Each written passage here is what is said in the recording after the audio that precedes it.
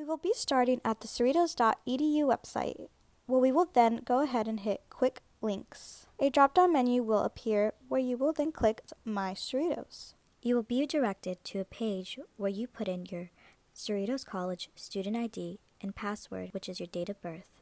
Once typed, click Login. Once you are on the screen, you will see many different icons. For today's purpose, you will be clicking the My Cerritos icon. You will click Continue, which directs you to your main My Cerritos account. You will then click Student Center that is located toward the top in the middle section.